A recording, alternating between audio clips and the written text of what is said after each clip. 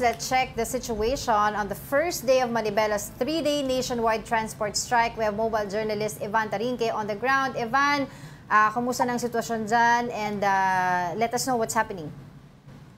Diego, Angela, nagsimula na nga yung 3 araw ng 3-day strike ng grupong Manibela kanina. Pinoprotesta nila yung hindi tumpak na bilang ng mga jeepney na sumali sa Government Consolidation Program. Dito nga sa Philcoa, kaninang 4:30 AM pa lang ay nagtipon-tipon na yung mga miyembro ng Manibela. Pero sa ngayon, umalis muna sila para mananghalian at maya-maya, tingnan natin yung update kung saan sila tutungo naman maya-maya. Ayon sa kanilang bilang, sa bilang nila may mga rutang matatamaan kasama dyan yung pasadang Fairview-Calao, Fairview-Quiapo, Philcoa-Calao at Negro-Panay. Meron din silang mga ilang strike centers within Metro Manila.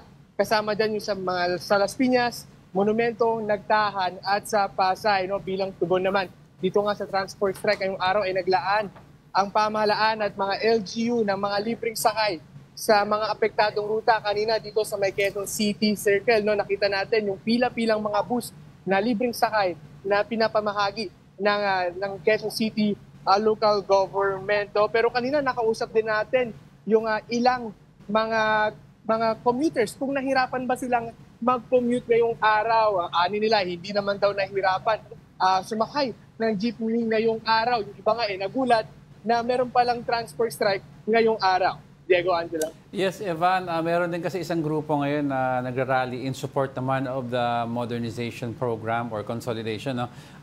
For perspective lang, Evan, gaano kalaki ba itong grupo ng Manibela as compared sa yung grupo na nag-consolidate na?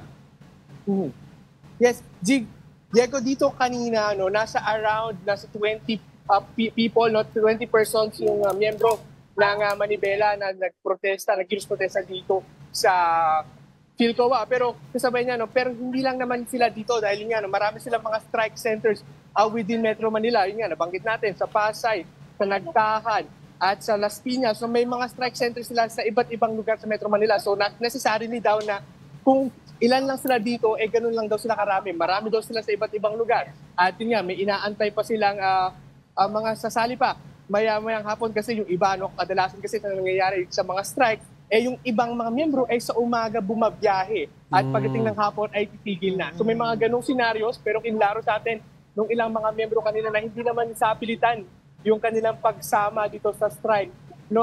Dahil naiintindihan naman nila na yung ibang mga super may mga kailangan talagang kumayod para may maiuwi sa kanilang pamilya. Diego? Evan, for the benefit of our viewers, ano yung mga areas na karamihan sakop ng grupong Manibela para if ever alam nila, maiwasan nila or they could take alternative modes of transport?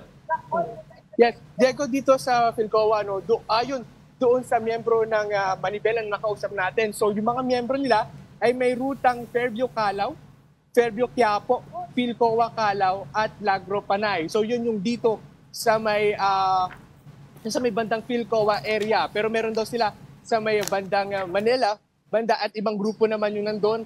Pero so far wala pa tayong information kung ano ba yung mga rutang apektado doon. Pero kasama niyan nagkaroon na ng suspension of classes yung iba't ibang schools sa Maynila, para nga mapaghandaan dito nga sa magiging transport strike ngayong araw. Actually, yung suspension lang ng face-to-face, Ang ibang mga eskwelahan ay talagang nagtuloy pa rin, pero online na nga lang. Pero, Evan, may mga nakausap ka bang mga commuters dyan ngayon? Kumusta yung kanilang experience ngayong merong strike na nagaganap? And nakita mo ba yung mga supposedly tulong ng gobyerno, ng pamahalaan na ito para sa mga commuters, yung mga palibreng sakay nila?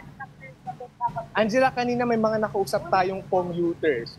Ayon sa kanila, hindi naman daw sila nahirapan na mag-commute ngayong araw. Kaya yun nga, nagulat nga iba na, may strike pala ngayong araw. Pero kanina, nag-ikot-ikot tayo dito sa may Quezon City Circle. Nakita nga natin yung ilang mga bus, mga libreng sakay ng LGU. Yung talaga nakita natin, marami talagang pila. They taking the chances na baka nga mas stranded sila. Pero sa ngayon, Angela, nakikita naman natin, sa observation natin dito, maraming mga jeep, UV, at mga modern bus at mga bus na patuloy na bumabiyahe dito sa may Quezon City. Angela. Of course, Evan, I'd like to ask ano yung traffic situation right now. Dami nagtatanong kasi may nagreklamo na kaninang umaga daw medyong extra special daw ang dami ng volume ng vehicles.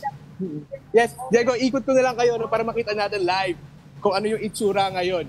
No? So sa ngayon, makikita naman natin, ito yung part na may Philcoa, no? Ito yung papuntang circle. Okay. Lalo papuntang circle, makikita naman natin maluwag yung daloy. At yun nga, makikita natin a handful or numbers of mga PUV and mga modern jeeps na nakikita natin na bumabiyahe ngayong araw. At dito usually yung tambayan. Dito madalas yung mga tao sumasakay. Pero makikita natin may mga ilan na lang na natitira, no, na nag-aabang ng kanilang masasakyan. Diego? All right, thank you for those updates. Ang mobile journalist Ivan Terinque, stay safe.